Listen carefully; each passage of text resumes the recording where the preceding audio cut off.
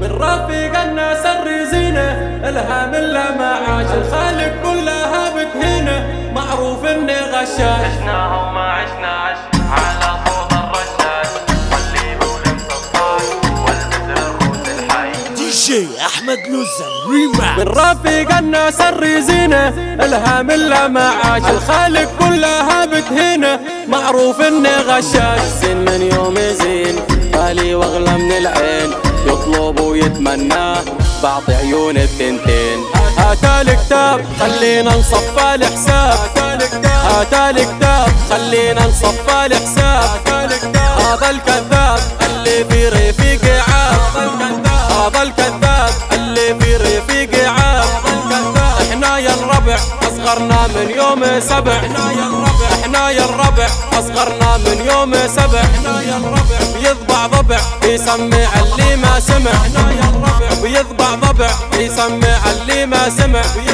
لا لا يا ديب ما ردنا العب العيب لا يا ديب ما ردنا العب العيب اسمع يا عم كل طبخ في ذوق السم اسمع يا عم كل طبخ في ذوق السم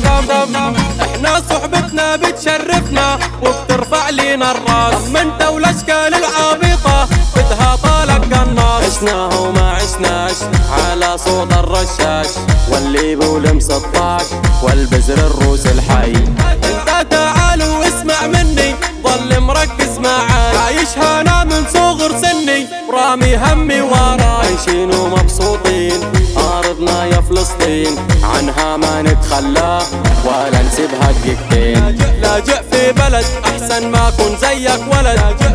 لاجئ في بلد احسن ما كن زيك ولد لاجئ بس حر بضرك ولا بنبر لاجئ بس حر بضرك ولا بنبر عايشين بعزه الهامل بعين غزه عايشين بعزه الهامل بعين غزه بس سبع وغزه عايشين بكرامه وعزه بس سبع وغزه عايشين بكرامه وعزه بضرب ضرب اقوى من ضارب الحرب بضرب ضرب اقوى من ضارب الحرب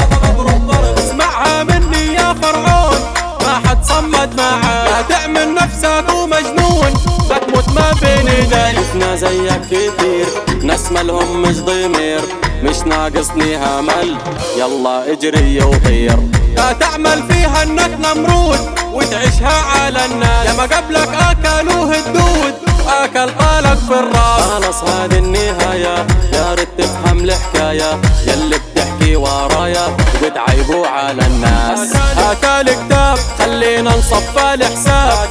هاتا الكتاب خلينا نصفى الحساب هذا الكذاب اللي في رفيق